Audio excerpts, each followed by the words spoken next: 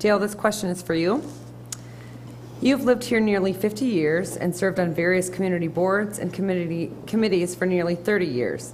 Yet, a knock on your style of leadership from outsiders' point of view is that you are non-engaging, unapproachable, and inaccessible, as contrasted with the mayors of Hudsonville and Grandville and the former mayor of Zeeland, who go out of their way to engage and welcome the thoughts and opinions of others. And two, that citizens are not welcome at the township offices or at board meetings led by you, thereby perpetuating a negative us versus them perception. Is there any truth in these criticisms? And if elected again as supervisor, what would you do, if anything, to address them?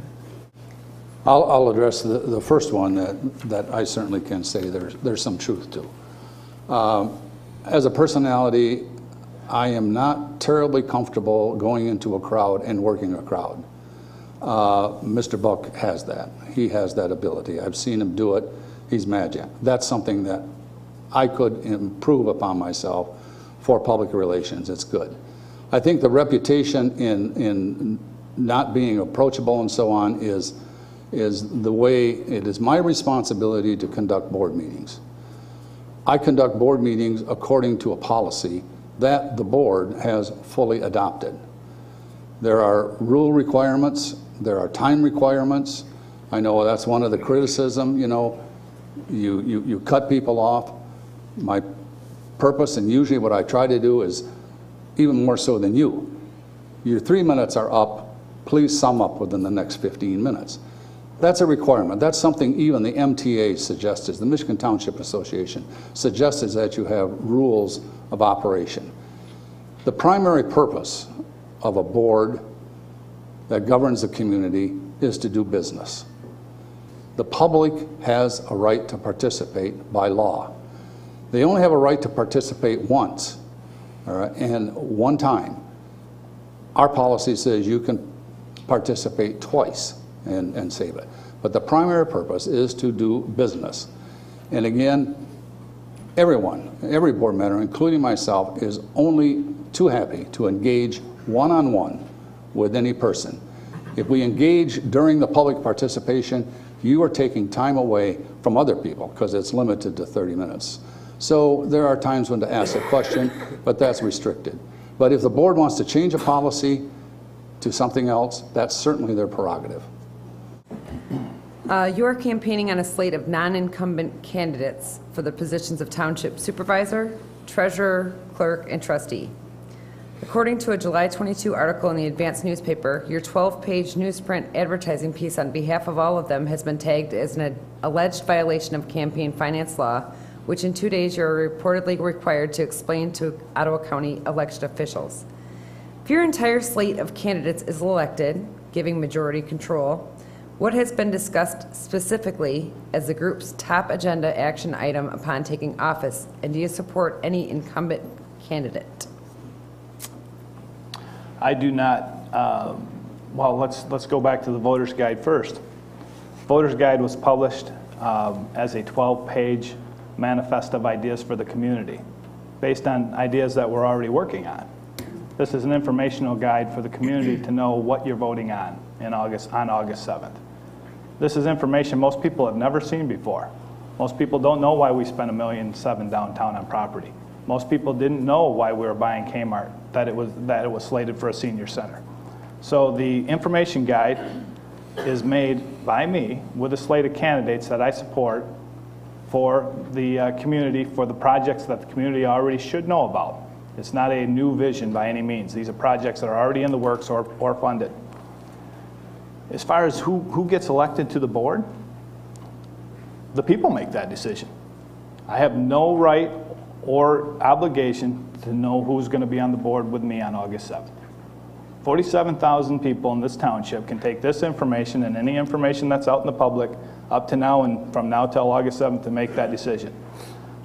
Ideas that we've talked about, there's 4 main ideas we talked about. They're the senior center, which the community's had a forum on. There's a library that the community's had a forum on, Grand River Greenway, which we've already invested in front of, and revitalization and beautification and empty buildings. These are all issues in the community. The reason I took the poll this week was to put them in order, because that's never been done. We've been making multi-million-dollar investment decisions as a board of 7 that I thought were premature based on information we didn't have.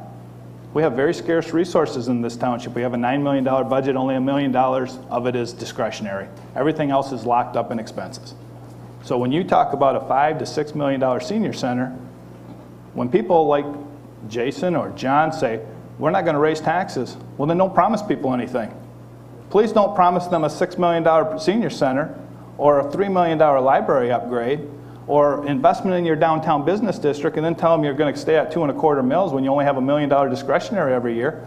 The people of the public are going to have to vote on these things. Nobody in the township government has the right to impose a millage increase on you. You have the right to vote on everything. The people on the board you have a right to vote on, and you better vote with people who you think are going to make decisions based on your best interest and in the public light of day, not people who are making their own interest in the back door. Dale, this question's for you.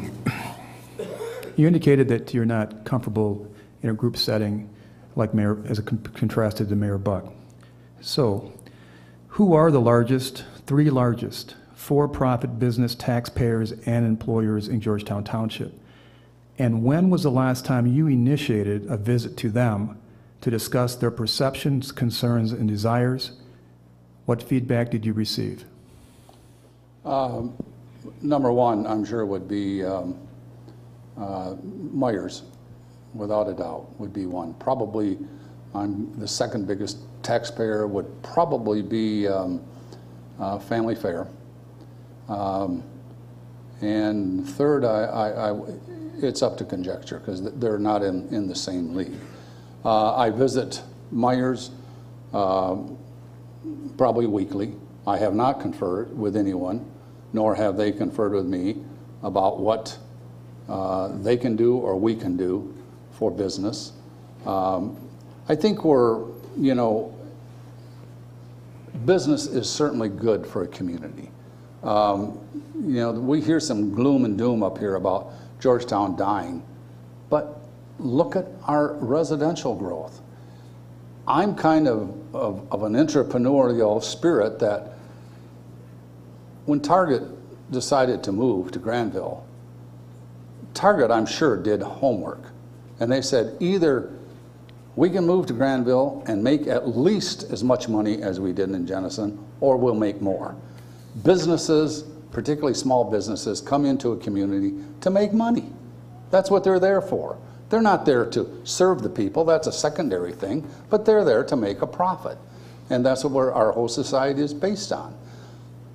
You take a place like Myers, well, I'll give you an example. For every $1 million of assessed valuation, like Myers, which is probably several million, they pay $2,000 to us. Now, they pay much more in taxes. Schools, they got 8 mills and 7 for bond issue. But to Georgetown Township, 2.25 mills, they pay $2,000 on $1 million. So, tax base is not an issue, really.